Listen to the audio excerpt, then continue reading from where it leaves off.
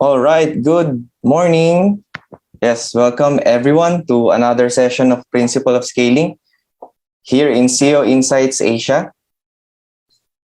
Especially to our fellow CEOs who's here with us in Zoom. Ilan na ba tayo? Yan, so we are already 11,000. And also we're live in Facebook. So yung mga nasa Facebook, tara, join na dito sa Zoom para mas mayroong interaction. So again, good morning and welcome to Principle of Scaling here in CEOInsights Asia. To our listeners, everyone, again, welcome po. Yes, I'm your host for today. My name is Jabs, founder and CEO of Sam Enterprise Incorporated. Yes, for today's topic, we are talking about pause or ano ba sa Tagalog to? Paghinto. Yan. So where the key objective is to install one principle. Yun, so in behalf of Sir Ruel, shout out na lumipat na ng mas malaking office sa Bulacan. Ako daw ang mag-host today. Yan, biglang naalala ko yung mantra. Ginusto ko to. Ayan, nandito tayo ngayon. Hello. Alright. So, quick reminder, why we do this every Friday at 10 a.m. is to install DNA principles that scale organizations. Yan. So, itong mga principles talaga, this will empower us, yun, mga CEOs. It gives us guidance how to build our team. So, yun nga, we can scale properly. Yan, so, so our theme for this month, so we're going to be focusing on strategy. And it's all about missional. Okay, so operating in excellence, progressing in experience, and thinking in generations. Yan. Okay, so quick overview lang of the topics that we have discussed and we're going to discuss this month of June. So week 1, so we have discussed about path. And then week 2, so preview, and today we're going to discuss about pause. And last week of June, next week, so prepare. Yeah. So a lot of takeaways na nagain natin dito. So in my own experience, yan. So purpose, sabi nga dito, purpose, vision, isa lang. But when it comes to strategy, madami talaga siya. So the question lang is yun nga, what's the most effective strategy that we can apply? Yun, our strategy today may not work in the next month. So talagang depends on the market, okay, or what is happening in reality, no? And isang takeaway natin na talagang nagkaroon ng impact, especially sa team. So sabi ron, nothing good comes out from a divided team. So, yun, strategy is best if there's a team na pare-parehas kayo ng core values, pare-parehas kayo ng purpose statement. Yun. So, alright, announcement for circle meetings. Yan, this happens every Tuesday at 11 a.m. Yan, so this is where we exchange business ideas, practices, principles. So these are the multipliers. Actually, not only Tuesday, so medyo dumami na tayo. So some of our multipliers are doing their circles Wednesday, Friday. So yan, we have Sellers Hub, Idol, Sir BK. We Trade, yan, Coach RD. Yan, Mercado Philippines, yan, ka-circle ko si Sir Felix. Yan, Gramworth, Miss Mel, MN Star, Miss Chris, and Triple Kids, si Miss Genevieve. Yan, so marami pang ibang multiplier circles. So hindi lang na-post dito. So if you want to sign up sa one of our circle meetings, so I think our link will be posted sa comment section or sa ating FB page. Yan, so try to visit the link and sign up now. Yan, so yan yung mga circles natin. All right. Yan, so let's watch this video for the experiences that some of our CEOs are... Hello fellow CEOs, I'm Carla from Sellers Hub and I'm here to share my experiences in joining CEOs meetings. So for me, is matutulungan niya ako in terms of decision making and strategic planning since isa ako sa mga leader here in Sellers Hub. And kung isa ka sa mga katulad ko na gusto pong mag-grow and matutunan lahat ng aspects sa business na makakatulong sa pagpapaganda ng performance mo, I'm inviting you to join us every Friday. We have this principle of scaling wherein we infuse ideas and give CEOs an access to our world-class business principles, practices, and people.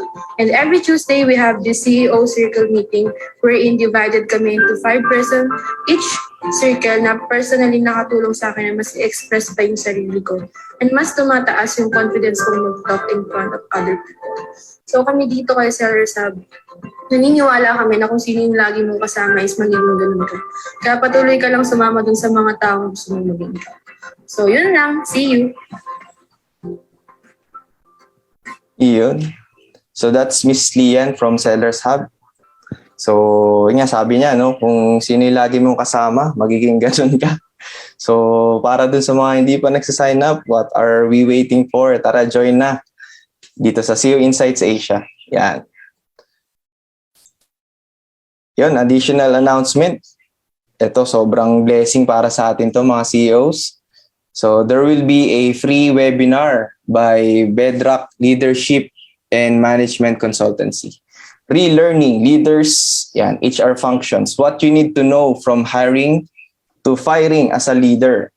Yan, this is a 2-hour seminar on June 27 from 5:30 to 7:30. Yan. Alright. Ito talaga ang matindi. CEO Meetup, July 1. So this would be, I think, Friday, no? So we'll be going to Tagaytay. Last time, we went to Cavite, kala Coach RD. Ang daming exchange of ideas doon. Memorable sa atin, ano ba? Yung lupain ni Coach doon sa likod ng office, talagang ready na mag-scale. Ang lawak, ready na mag-expand si Coach. Dito sa Tagaytay, mukhang na-ready na ni Sir Fa. Mag-alboroto man o hindi yung Bulkang Taal, tuloy na tuloy ito.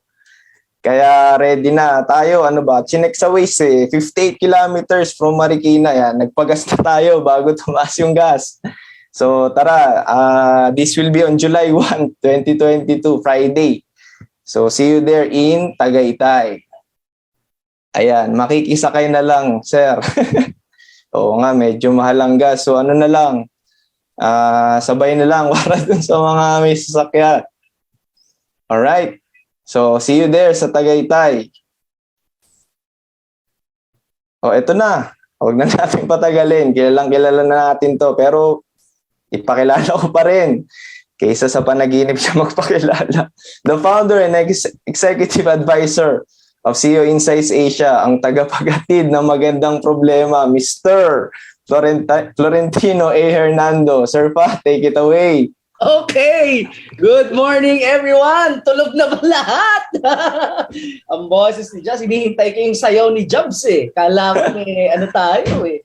Energy. Anyway, good morning. Welcome everyone for our 19 million viewers dito or ka-meeting dito sa Zoom at sa mga viewers natin sa Facebook Live. Maraming salamat for joining us for another episode of Principles of Scaling. We are on our 3rd week and today's topic is all about pause. Yan. So, ayan, ay umandar ng clicker ko. Ayan. Formally introducing myself, my name is Florentino A. Hernando, or my colleagues call me by my initials, which is FA. I'm one of the founders and executive advisor of CEOInsight Asia.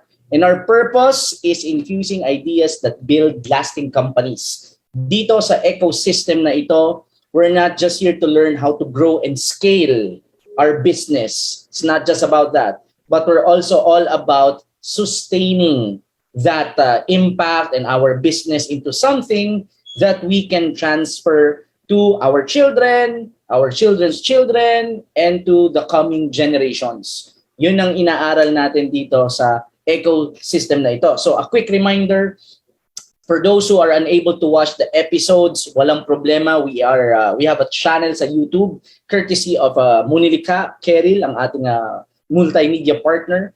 And meron tayong Google Podcast, meron tayong Spotify. So okay lang yon if you're not able to watch this in replay, watch this live, you can watch it in replay.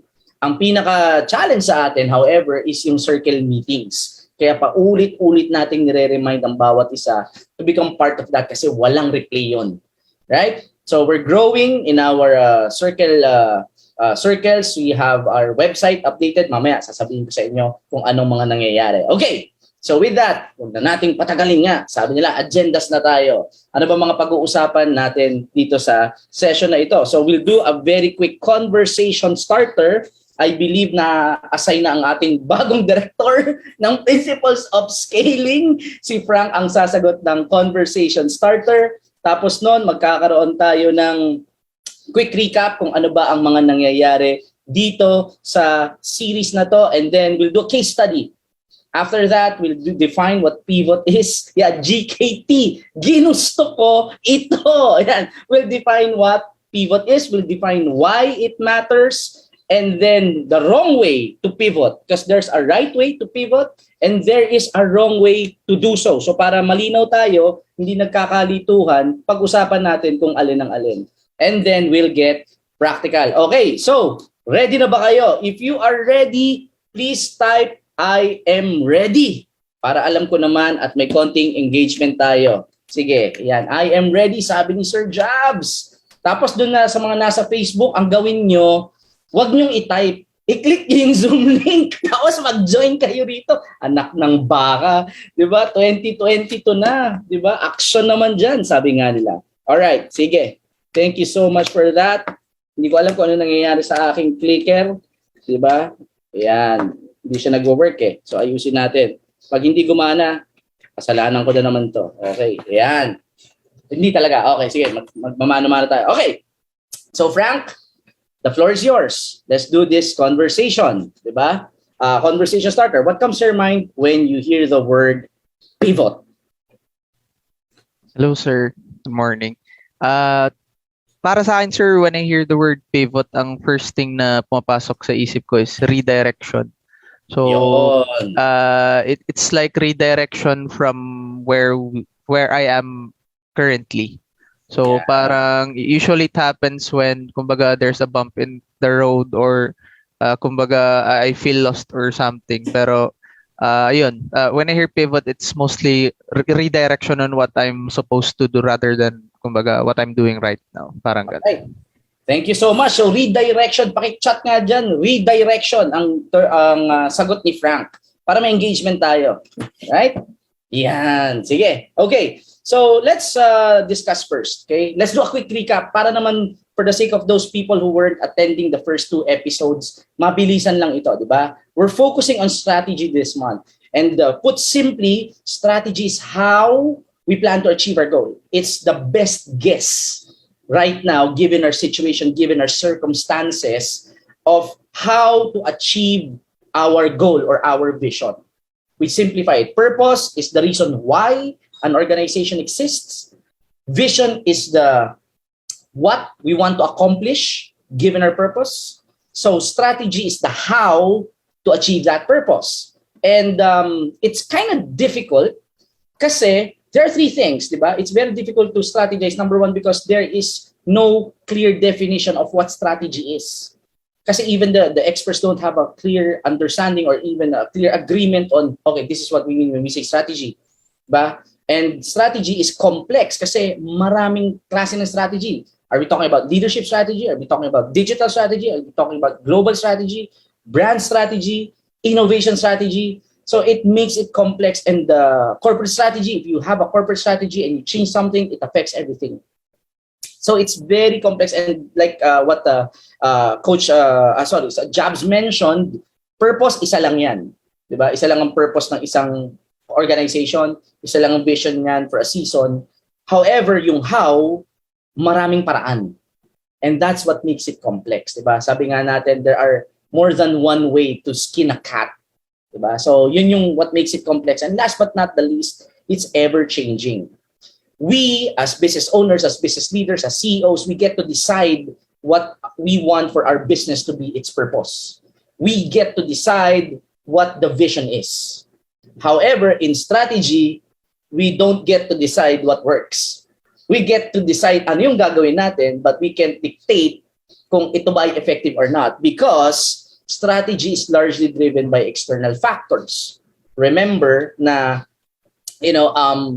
it's the marketplace is king.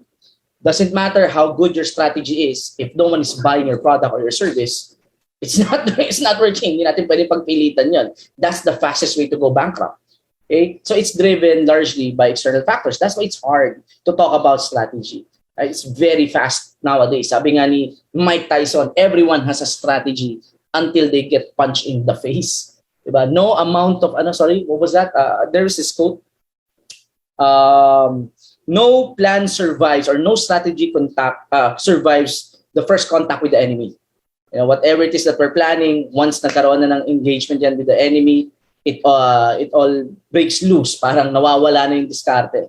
So that's what makes it hard, all right? So the image that we want to carry in your head para madaling ma-grasp yung concept natin, purpose is the reason why an enterprise exists. The vision is what it want to look like. And then the strategy is the how, what we believe as the best way to achieve the vision given our circumstances. And once we break it down into years, we call that milestone markers. Okay? So yan ang milestone markers natin. So bakit importante yung milestone markers? Number one, it determines our progress. But it gives us a sense of accomplishment. Alam natin na, gumagana ba to? Is it working? Asa na ba tayo? Are we becoming closer to our vision? Or naliligaw na tayo? Okay? It directs our pivot, which is our topic for today. It dictates kung paano ang next move natin because we have a milestone marker. Ba? It's a parang check-up. And last but not the least, it drives passion. Kasi once we see that we're progressing, it gives us more, it unlocks the passion in us and enables us to put in more effort, which then, enables us to progress even more. So this is the flywheel. Diba? We look at the progress because of milestone markers. Because of the progress, we get to strategize our pivot, our next move, given our circumstances and given the external landscape. And then because of that, it unlocks our passion dahil we are in control. Okay, ito yung sitwasyon, anong pwede kong gawin? Okay, hindi ako victim. Hindi ako victim mindset. Wala na ganito na lang I get to be in control. It unlocks my passion, which gives me more energy to create or make effort, which enables me to progress. Right? So far, so good. Recap pa lang ito. Please type so good if you are following kung ano yung progress ng ating conversation. Ayan. Thank you so much. Right. So, to come up with milestone markers, pinag-usapan natin si Peter Drucker. Ito yung sabi niyang, leaders' most important decision is to identify who does what by when. Okay, this is the most important decision a leader will ever make. Who does what by when. Right? And ano bang components ng effective milestone? May numerical outcome. Dapat may number yan. Hindi pwedeng walang number because nothing is as objective as a number. Second, there's a specific timeline. Hindi pwedeng open-ended. Kung kailan ako nakabawi na ako. Hindi ganoon, may time tayo. Di ba? Inaayos ko. Hanggang kailan? Diba? Hindi, we have to put our timelines. And then there's accountable person. We don't account a team, a department, or even a title. May pangalan, di ba? May tao yan. You know, so hindi po pwedeng I'm gonna give it to the supervisor of operations. No, you put the name of the supervisor of operations there at kung ano yung expected outcome sa kanya at kung kailan mo ina-expect yun. Ayan, no, na-high blood na naman. Tinamaan na naman ako. Relax. Recap pa lang ito. Okay? For the full details of how to do this, watch the previous episode. Meron tayo sa YouTube, meron tayo sa podcast, meron tayong Google Podcast, meron tayong Spotify, meron tayong CEO Insights page. So yeah, watch it there. All right. Okay, so this is the poor way, a poorly designed milestone. This is the wrong way to design a milestone. Improve sales performance, streamline operations, strengthen brand awareness. Walang number, walang timeline. So that's the wrong way to do it. This is the right way. You start with a verb, there's a number, there's a timeline, or in short, pakitype kung anong format ito dun sa mga nakikinig. Pakitype nga, yan, VNT, verb, number, timeline. Nag-iisa na talaga ang ating DNA. Okay. So milestone marker summary, you create a 5-year plan, break it down into steps. Each step represents 1 year. Diba? Each year is broken down into 4 quarters, kind of like basketball, which is live right now. I'm rooting for Golden State. Diba? Sorry na. So hopefully mag-champion sila uli. So imagine a basketball game, it has 4 quarters. So yun yung ating pag-uusapan at mamaya, yung how to pivot. And each quarter must be written in VNT. Alright! Woo! Recap pa lang yun. Pwede na tayong umuwi. So now we proceed to the session. Let's start with a case study. I want to talk about a company by the name of Kutol Soap Company. I know it's kind of weird for Filipinos. Medyo weirdo yung pangalan niya. Okay. Ano ba itong company na to? Alright? It is a Cincinnati-based soap company that's about to go bankrupt. So this was in 1920s, I believe, no? And then si Kutol na to, si Kutol company, si McIver was asked to sell off yung remaining asset. Tapos noon, pag nabenta na yon, shutdown na natin si Kutol. Ganun yung direction nung nahawakan siya ni McIver. Right? Dahil magaling si McIver, naging profitable yung pagbebenta nung kanilang nung mga assets. So they ended up him hiring his brother, the brother's name is Noah, and they ended up running again Kutol Company. Okay. So in the year 1933, did I get that right? Oh yeah. So 1933, nag-meeting sila with Kroger grocery store representative. And si Kroger, they were asking for a wallpaper cleaner. So sabi nitong magkapatid, in a good way, sige, meron kaming wallpaper cleaner. They actually didn't have one. And they ended up getting the account for Kroger. So nag-order, I believe 15,000 batches yung wallpaper cleaner ang in-order sa kanila. Hindi naman sila nagbebenta nun. But they were asked to have a penalty na pag hindi mo nagawa ito, you will pay me $5,000. You will pay Kroger $5,000 as penalty if you don't deliver on time. That's around 90,000 this year. Okay. But because of luck, they were able to not only get the deal but provide it. So medyo nabuhay ulit si Kutol. Now, fast forward to make the long story short, after World War II, the wallpaper cleaner product was made obsolete because of vinyl. Because back then, hindi pa vinyl yung wallpaper. That's why they needed the wallpaper cleaner. So bottom line, nung time na yon, na-obsolete na yung product nila. Enter ngayon yung isang kamag-anak nila by the name of K. Zufall. She was running a nursery school. Yeah, and she needed to have a cheap material for Christmas decorations para sa mga bata, no? Good thing about that, may nabasa siya sa magazine na you could use wallpaper cleaner for this kind of task. And the surprising thing is, not only did it work, but the kids had fun doing it. And so a light bulb moment for her, sabi niya, I think we should make this a toy.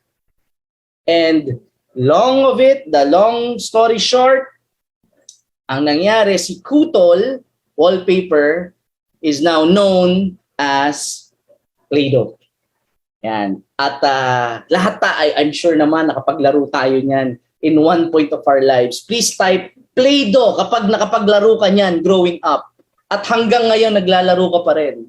Kasi yan ang libangan ngayon ni Johan na nagkalat sa sahig. Pampantanggal ay wet wipes. Okay, so napakagandang wet wipes yan, effective yan. So that is the power of pivoting from a near bankrupt company into something that not only helped the company survive, but it became a well-known brand all over the world. So that's what we're going to talk about. We're going to talk about pivot. Okay, let's define what pivot is. Okay, so a business pivot is a key strategic move. As the name suggests, it indicates a dramatic shift in direction, kagaya ng sinabi ni Frank. Diba? May pagliko o may change in direction. Ayan. So it means to make a shift or turn into a. Please type the next two words, particularly yung highlighted red word to create some engagement. Ano daw yung red highlighted word at yung kasunod nun? Yan. It is to make a shift or turn in a new direction. That's pivoting. Or in my definition, this is my definition, and I came up with it last night. I'm so proud of myself. So weird. Okay? So, sabi ko dito, a change in direction demanded by the situation. Okay? Dahil ito yung kinakailangan because of the given situation, kailangan natin magbago ng direction in pursuing the best option. Maraming option. Diba? Kailangan natin magbago ng direction kasi ito yung hinihingi ng sitwasyon. Maraming option, pero pipiliin natin yung best option to achieve your vision. So, it implies that just because you need to change direction doesn't mean automatically nag-pivot ka the right way. Yes? Diba? Just because nagbago ka ng strategy doesn't mean tama yon, diba? Kasi maaaring nagbago tayo ng strategy pero hindi naman align sa vision natin or it's not the best way to achieve our vision, then it's not a very good pivot. Right? So far, so good? Medyo malalim. Sige, moving on. So why does it matter? Why does pivot matter? As the story suggests, but I want to make it simple and explicit. Okay? So, going back. This is our company. We have a purpose. And then, we have a vision. Tama ba? Kayo, mga business leaders kayo, your CEOs, you have a picture in your head of something that you want to accomplish in the next 5 years, 10 years as a company. And that picture is something that excites you. Yes? Kasi if hindi exciting yung picture na yun, then why is it in our head? Right? We're imagining of something better than what we have right now. So that's the vision. And for us, there are three kinds of people. Remember that? There are people who wait for things to happen. Wait ko na lang na maging ganun yung company ko. Good luck! Diba? Mamumuti ang buhok natin at ang mata natin kakahintayon because it's not gonna happen. Well, maswerte ka kung mangyayari sa atin yun. Please, ikaw na maupo rito at ituro mo sa amin kung paano gagawin yun. Diba? Maghihintay lang ako para mangyari yung vision ko. It doesn't usually work that way. So there are people who wait for things to happen. That's not who we are. There are people who wonder what happened. Diba? Ano nangyari? I just look at my life and I look at my businesses. Paano nangyari ito? Diba? That's not who we are. We are the people who will things to happen. We don't wait for things to happen. We don't whine and blame other people or other circumstances. Kaya ganito kasi ganito yung nangyari sa akin. Sila kasi o kasi ganito yung partner ko, iniwan ako, so on and so forth. We don't do that. We will for things to happen. We act. And when do we act? Diba? When's the best way to act? Please type it down dun sa mga nakakilala sa akin. Isa lang ang timeline ko. When is the best way to act? Yesterday. Yes. Ayan. So we act. Okay? We act towards our vision because no one will do that for us. It's our dream. Okay? I can talk about how to create strategy and all, but at the end of the day, I cannot do that for you. No one can. It's up to you to make things happen. So we act. Now, here's the thing. Once we act, dalawa lang naman ang result niyan eh. Either we achieve the vision or we don't. Tama? Either we achieve the vision because of our action or we don't. And once that happened, we're at a crossroad. We decide, are we going to persist or are we going to pivot? Persist. Hindi nag-work eh. Try ko uli. Sige, pagpipilitan ko to. Kahit hindi gumagana. You know, Albert Einstein's definition of insanity. Doing the same thing over and over again and expecting different results. That's insanity. Diba? We keep doing things, tapos hopefully magbago to. Like, really? You know, and the beauty of the principle, and I'm gonna touch on this one in a bit later, the beauty of this principle is applicable because it's a principle. It's applicable to all aspects. Business, finances, personal life. You know, diba, parang you try something in a relationship, it doesn't work, tatry ko ulit. Magbabago yan. Naibad na naman ako, di ba? Hindi nga magbabago yan kasi hindi na nga nagbago yan eh. You know, anyway. So yeah, you keep persisting on doing something that doesn't work. It's called insanity. Diba? So Stephen Covey said, to achieve things you've never achieved before, you have to do things you've never done before.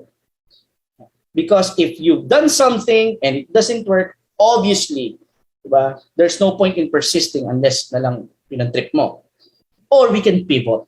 We can change in direction. Yes? So please type persist or pivot if you are still following this session. Doon sa mga nasa Facebook, again, wag niyong i-type. Join kayo dito sa Zoom. Yan. Persist or pivot. Pili na lang kayo dyan. But I know you'll choose the latter. Pivot tayo. That's who we are. Now, let me share this insight I gained last night. Diba? A well-planned and perfectly executed, albeit ineffective strategy is still an ineffective strategy. I know, it's so, diba, it's so dumb. Pero kasi, so kahit pa, ang point ko rito gusto sabihin is, kahit pa gaano kaganda ang plano natin, tawagin pa natin ang pinakamahusay na strategic thinker.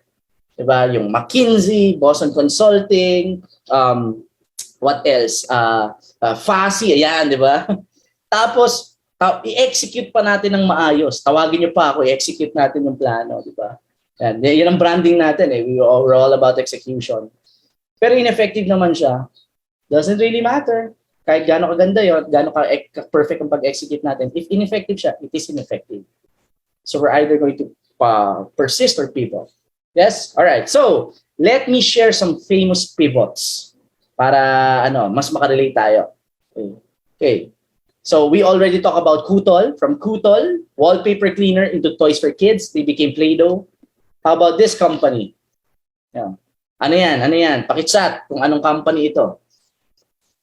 Yan. Favorite natin yan. Starbucks. Alam niyo naman ako, macchiato lang. Sapat na. Hoy, huwag kalimutan ha. July 1, Tagaytay tayo. Diba? CEO meetup. Alright, 6 p.m. onwards. So, Starbucks didn't start up as what we have right now, the Starbucks we have right now. They were espresso sellers and coffee bean. Espresso machine sellers and coffee beans. They were that's where their product is. Enter si Howard Schultz. He became a marketing manager at first and then went to Italy. Nakita niya yung art of coffee doon. We brought it home here and we now have Starbucks na kung anong meron tayo ngayon. But they didn't start out that way. They pivoted from selling espresso machine and coffee beans into what we call the third place.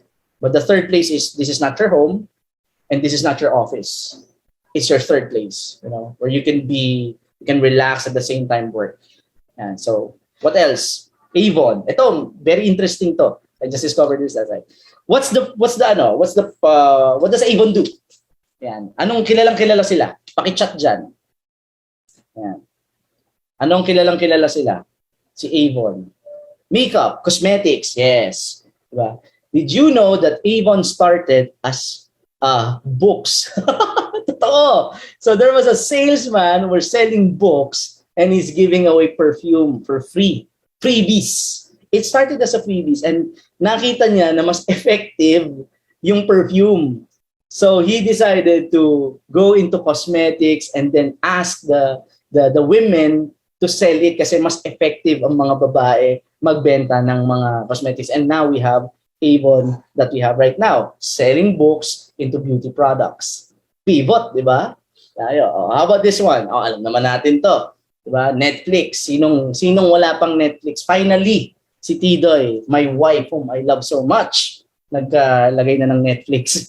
Pero sa kanilang dalawa lang, di ba? Diba, pa-free lang tayo ng internet at free online streaming lang tayo. Anyway, so Netflix started, nakiki-Netflix lang, di ba? Netflix started as a DVD, di ba? They mail DVDs and now it's an online streaming company from licensing online content to creating online content, House of Cards. Galing ang House of Cards. Yan ang mga napapanood natin sa Netflix. So what else? How about this one?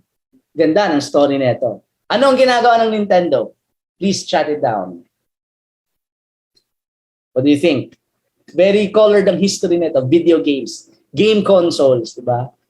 And I just learned this last night. And this is what I love about principles of scaling. I'm also learning it. I'm doing the research and so on. This is what I discovered. The first product that Nintendo does or did was handmade cards. And then they tried a lot of stuff. Vacuum cleaner, taxi, and Love Hotel for a brief moment. Kayo na lang mag-isip ko, Love Hotel na yon. And then eventually into game consoles. The point is, these are the famous people. We see these companies as, oy, grabe, si Netflix, si Avon, they're all over the world, si Nintendo, and so on. But they didn't start out that way. And I believe Jason De La Rosa mentioned this when we were having that conversation. Sabi niya na, many of the ventures I started right now wasn't the original idea when I have it now. When we started it, ibang-iba siya compared to what is happening right now. It also happened to me, my executive advisory, but I'm not going to talk about that. We can do it some other time. I'll talk later about how we did it sa CEOInsight Asia. And then this is what I love. I asked permission sa aking kaibigang Oso. His name is Mentor Myron Santa Ana. He's the owner or the CEO of MSS Business Solutions. And I love his story. I asked permission last night to share it to everyone. This is something personal because back in 2020, pandemic hit, height of the pandemic, people don't know what to expect. And during that time, I created or I started a blog series called I titled it Into the New Normal. Kasi we don't know. I was trying to learn how to move into the new normal. And I interviewed the people around me and I blogged about it. You can look at it sa aking notes sa aking blog, Hernando.wordpress.com. Anyway, so si Myron, funny thing about him, he's into the training and development. So we're sort of the same, but I'm more on advisory. He's the guy who trains customer service, team building, leadership and management. He does that for corporate clients. And nung time na kami, I got invited kasi he's asking me to do a talk for HR practitioners. And he has a newly minted training center. So kaka-establish lang yung training center niya. He was so proud of that accomplishment. And then pandemic happened. And during that time, syempre, pandemic, walang face-to-face. So he has a building and he has no client. So we're having that conversation. Sabi ko sa kanya, how did you, he not only survived the pandemic, he also thrived. So sabi ko, how did that happen? And then ito yung sinabi niya, I reflected on the name of my company. And this is why DNA is so powerful. The elasticity of the DNA. Sabi niya, I look at my name and my name is MSS Business Solutions. So one of the ways to provide business solutions is through leadership development, training, and team building. But that's not just the problem businesses face. Ano ba ang problema ng mga businesses right now? And syempre, nung time na yun, kasagsagan ng pandemic, PPEs. Diba? PPEs, alcohol. So they started selling that. Sabi ko, paano nangyari yun? Paano mo na-contact na bentahan sila? Kasi sabi niya, well kasi usually ang kausap ko sa mga corporate clients ko are mga HR. At yung mga HR, they're also the admin who sell stuff. So sabi niya, so kinontak ko sila, total, nagbebenta na kami ng may problema kayo, nagbebenta na rin kami ng mga PPEs, nagbebenta kami ng mga gamit, sa amin na kayo bumili. And since there's already a relationship, sa kanya bumili ngayon ng PPE. So that's one pivot that he did. Second thing, paano siya? Meron siyang building na, he's paying for it, di ba? And it's not being used. Sabi niya, gawin ko, ano bang problema ngayon? Nasa bahay, work from home. Tapos medyo, di ba, data is not enough. Punta na lang dito. Ginawa niyang co-working ngayon.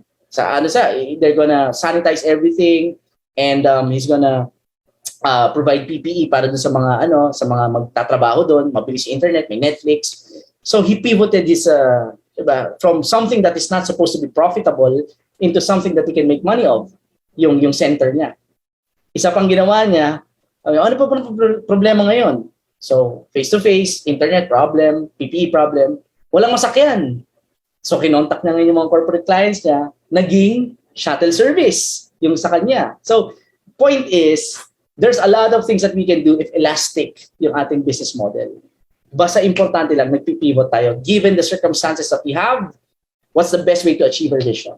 Yes? So far, so good. Ayos ba yung case study? Please type, hello, Myron, if you are still engaged with the story. Yan. Myron Santa Ana, MSS Business Solutions, shout out sa'yo. Yan. Hello, Myron. Thank you there. Okay. So, the beauty of the pivot principle, and I still have time, the beauty of the pivot principle is it's applicable to all aspects.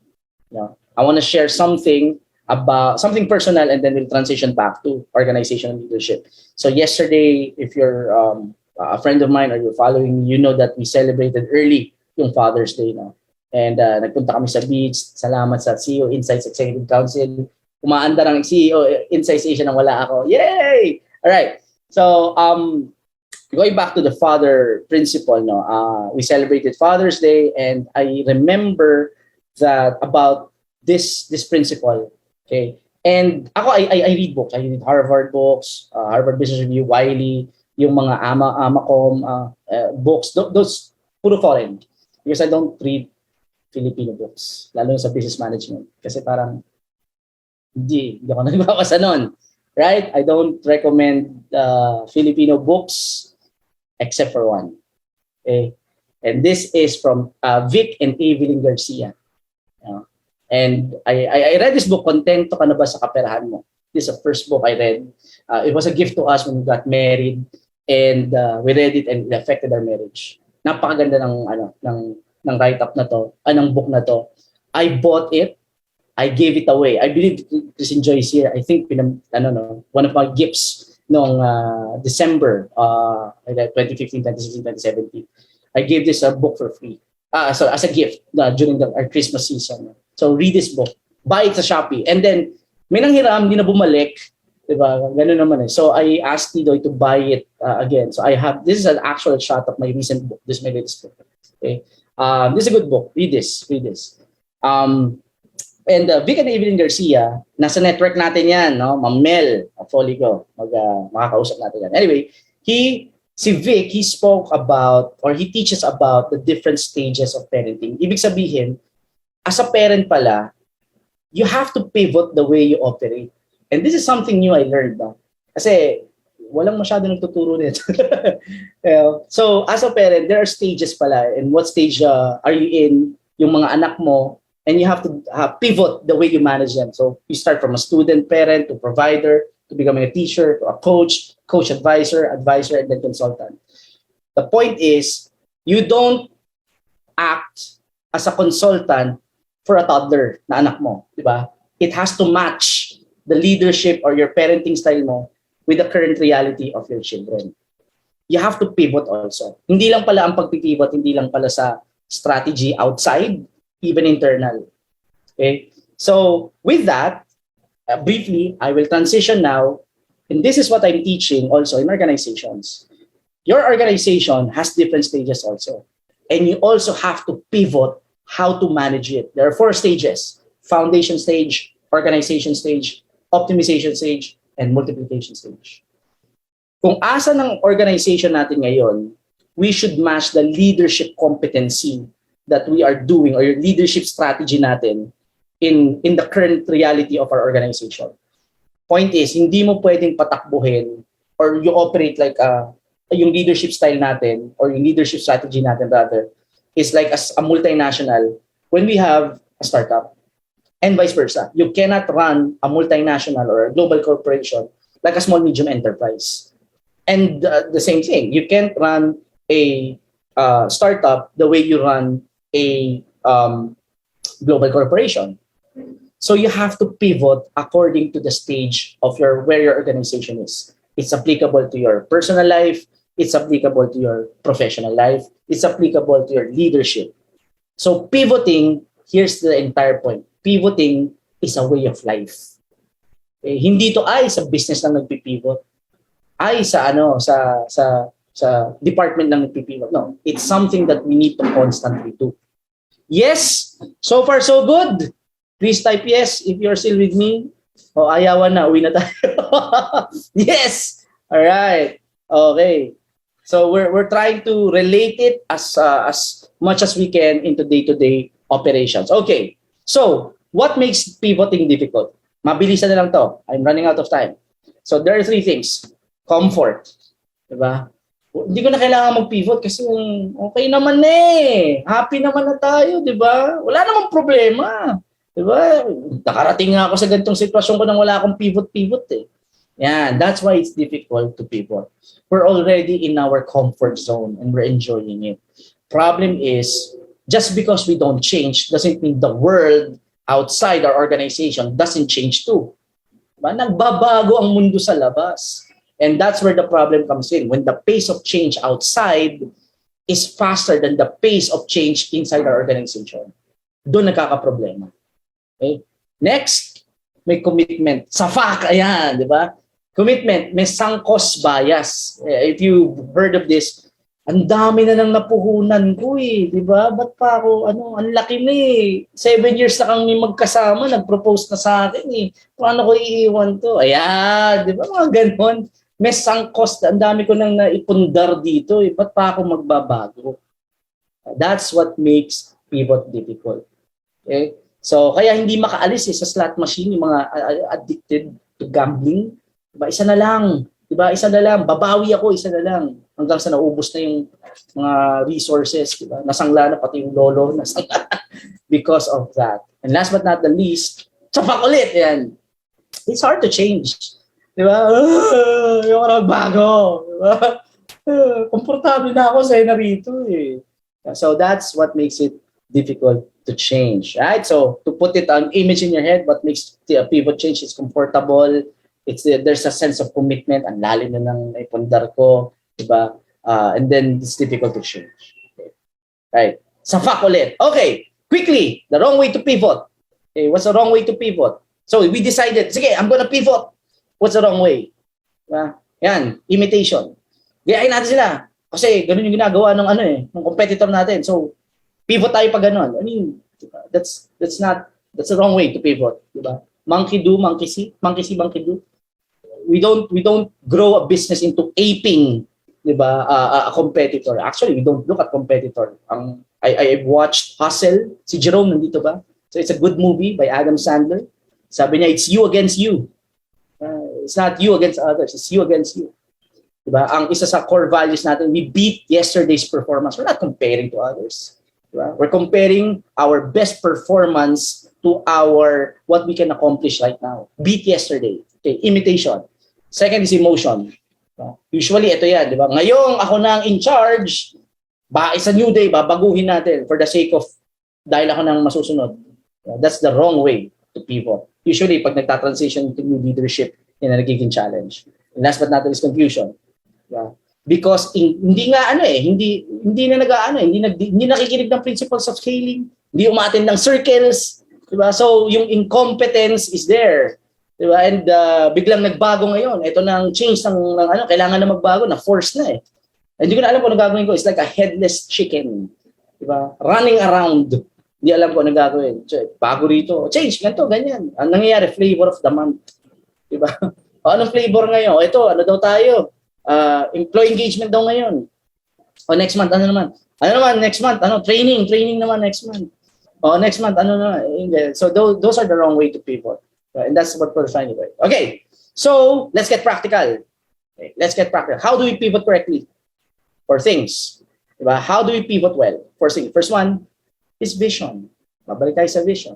What do we want to accomplish? Again, we as a team. Okay, not just me as a CEO, not just me as the owner, but we as a team. What do we want to accomplish? We get to decide, and then you put it in V&T format. What is our short-term goal?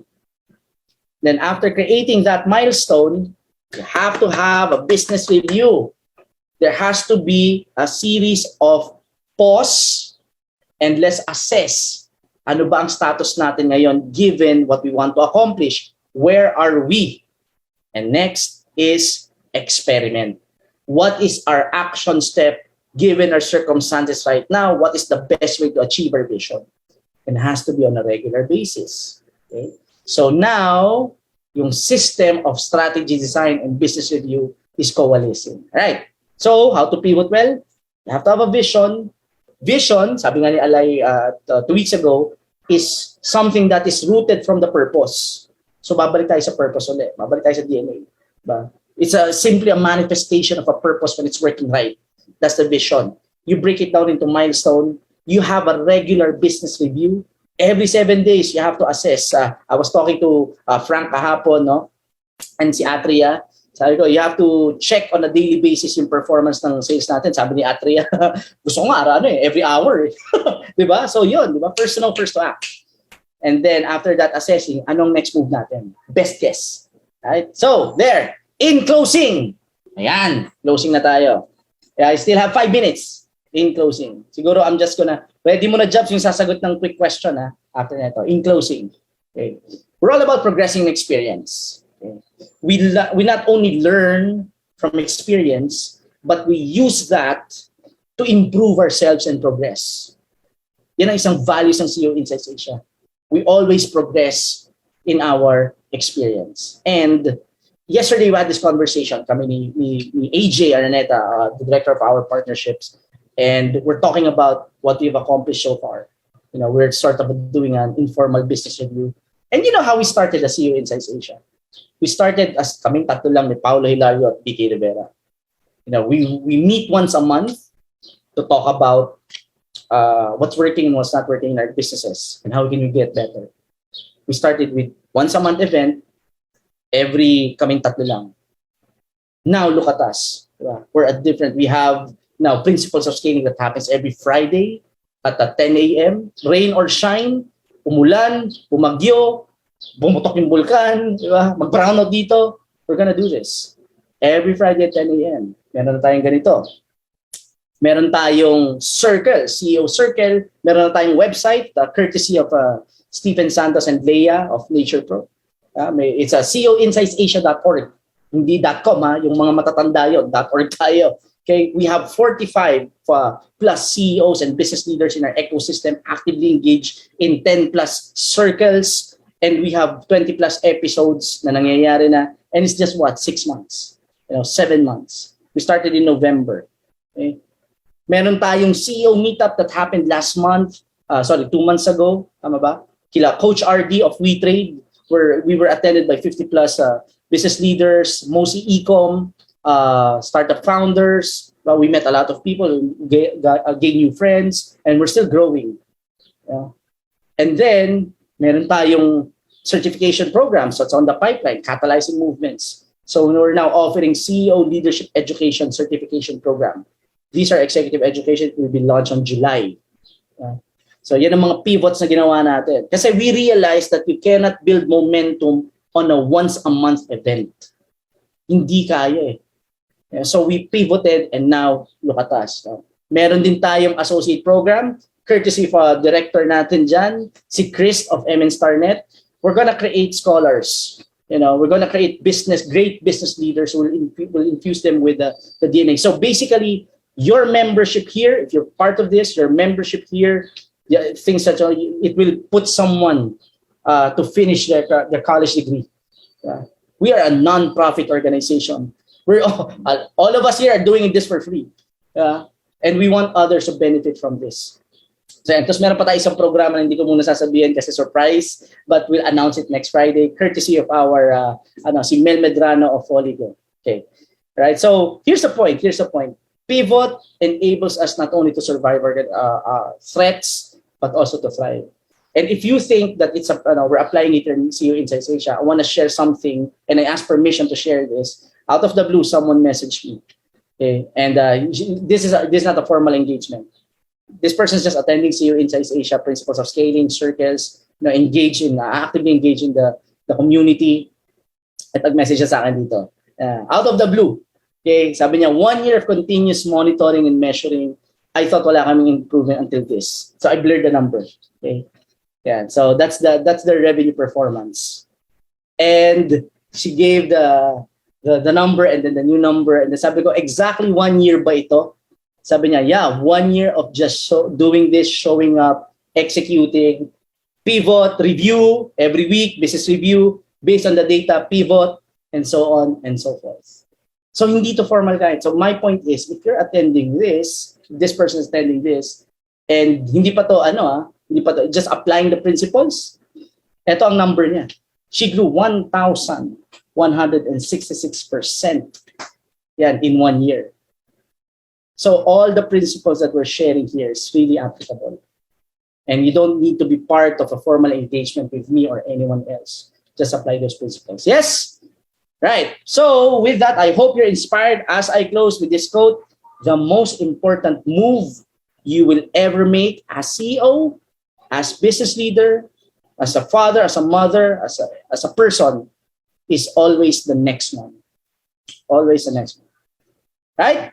So with that, I give the floor to Coach, kay Jobs. Jobs, sino ang sasagot ng quick question? Just one, and then we'll end. Sige sir, pili tayo. Teka. Ayan. Si sir, naka-flex si Sir Jerome Casino. Ayun! Hey, Jerome! Sir, anong key insight ang nakuha mo as we close this? Ayun, we have to adapt kasi actually ever-changing na ngayon. Lalo na ngayon, lumalabas na ngayon yung mga tao. So mapapansin nyo, ang dami ng tao sa mall. So we have to also consider yung business model natin. Anong effect ng mga, etong pag-change, yung mga lumalabas na yung tao. Kasi before, almost online buying lang yung mga tao eh. Yeah. So yun, kailangan i-analyze din natin kung paano ito makaka-affect, kung kailangan ba natin mag-pivot. Kasi since hati na yung tao, meron na nag-online buying, meron ng meron na pupunta sa physical store. So sinasama na rin namin sa plano namin yung thinking about sa mga change ng spending habits ng mga customers ngayon. Ayun lang po, sir. All right. Okay. So with that, thank you so much for joining us this episode. Again, reminder, July 1, next week, Tagaytay tayo, CEO Meetup. Bring something, bring food, or don't, bahala ka, makikain na lang tayo. Alright? So with that, see you next week. Enjoy your weekend. Happy Father's Day to the fathers out there. Thank you. Have a great day. Bye-bye.